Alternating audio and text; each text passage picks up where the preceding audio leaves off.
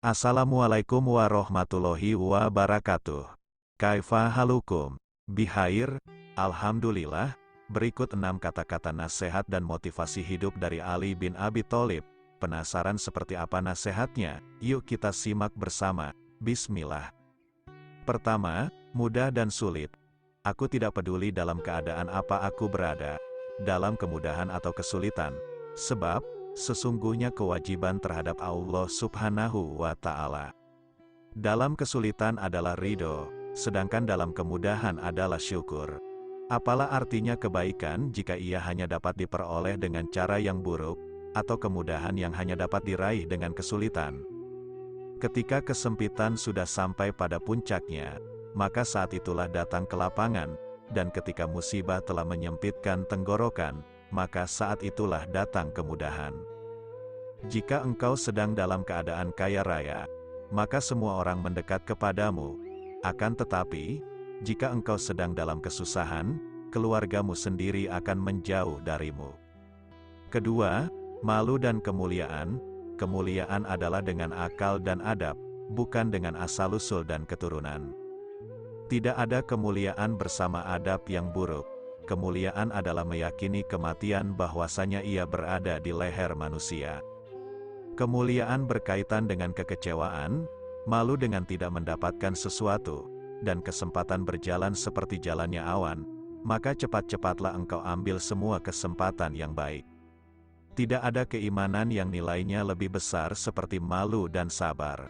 Ketiga, lidah. Lidah orang mukmin berada di belakang hatinya, sedangkan hati orang munafik berada di belakang lidahnya. Tidaklah lurus iman seorang hamba sehingga lurus hatinya, dan tidak akan lurus hatinya sehingga lurus lidahnya. Demi Allah, tidaklah aku melihat seorang hamba bertakwa dengan takwa yang membawa manfaat baginya sehingga dia menyimpan lidahnya. Sesungguhnya lidah ini senantiasa tidak mematuhi pemiliknya. Berbicaralah, niscaya kalian akan dikenal karena sesungguhnya seseorang tersembunyi di bawah lidahnya. Ketenangan seseorang terdapat dalam pemeliharaannya terhadap lidahnya. Lidahmu menuntutmu atas apa yang telah engkau biasakan padanya. Lidah laksana binatang buas, yang jika dilepaskan, niscaya ia akan menggigit. Jika lidah adalah alat untuk mengekspresikan apa yang muncul dalam pikiran, maka sudah seyogianya engkau tidak menggunakannya dalam hal yang tidak ada dalam pikiran itu. Perkataan tetap berada dalam belenggumu selama engkau belum mengucapkannya. Jika engkau telah mengucapkan perkataan itu, maka engkaulah yang terbelenggu olehnya. Oleh karena itu, simpanlah lidahmu, sebagaimana engkau menyimpan emas dan perakmu. Ada kalanya perkataan itu mengandung kenikmatan, tetapi ia membawa kepada bencana. Sedikit sekali lidah berlaku adil kepadamu, baik dalam hal menyebarkan keburukan maupun kebaikan.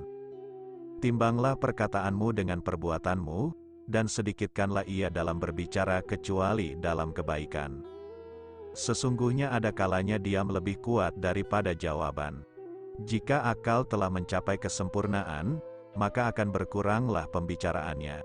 Apa yang terlewat darimu karena diammu lebih mudah bagimu untuk mendapatkannya daripada yang terlewat darimu karena perkataanmu.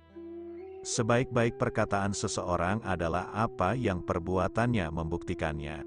Jika ringkas dalam perkataan sudah mencukupi, maka memperbanyak perkataan menunjukkan ketidakmampuan mengutarakan sesuatu. Dan jika ringkas itu dirasa kurang, maka memperbanyak perkataan wajib dilakukan.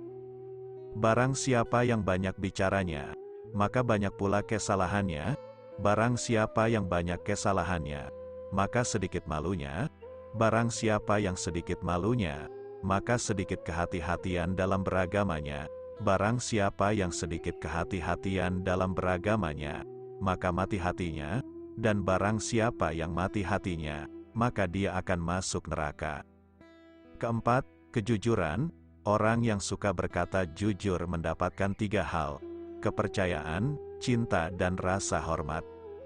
Berhati-hatilah dengan kebohongan, baik besar ataupun kecil, serius ataupun bercanda, karena jika seorang menceritakan sebuah kebohongan kecil, maka dia akan memiliki keberanian untuk menceritakan kebohongan besar.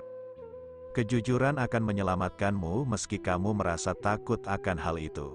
Wahai manusia, cobalah untuk berlaku jujur karena Allah Subhanahu wa Ta'ala akan menolong orang yang jujur.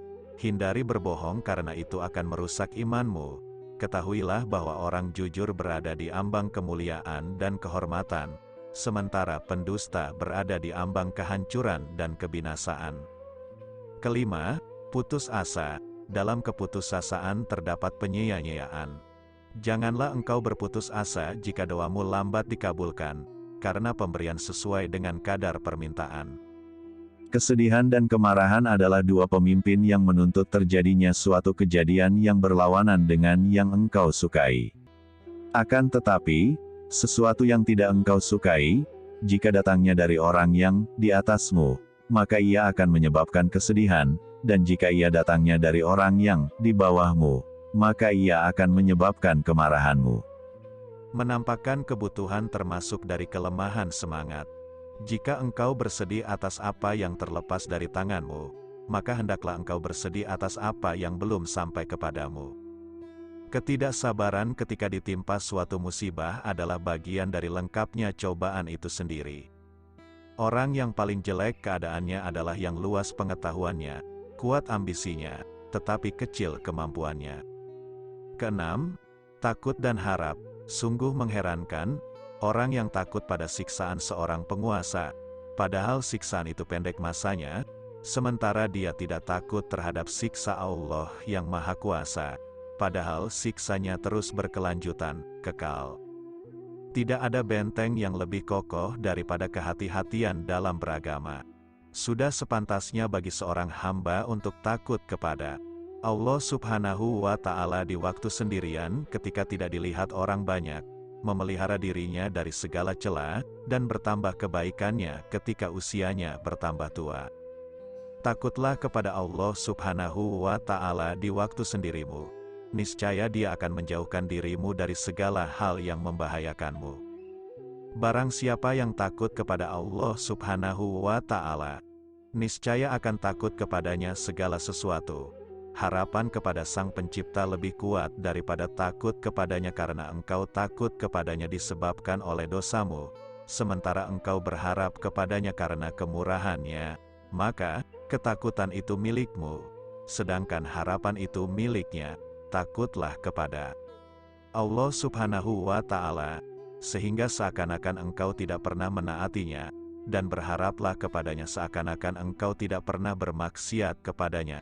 Itulah kata nasihat dan motivasi hidup dari Ali bin Abi Thalib. Semoga bermanfaat untuk kita dan juga menjadi tauladan kita semua. Semoga kita dapat meniru akhlak terpuji para rasul dan sahabat. Amin ya robbal alamin. Barakallahu fiik.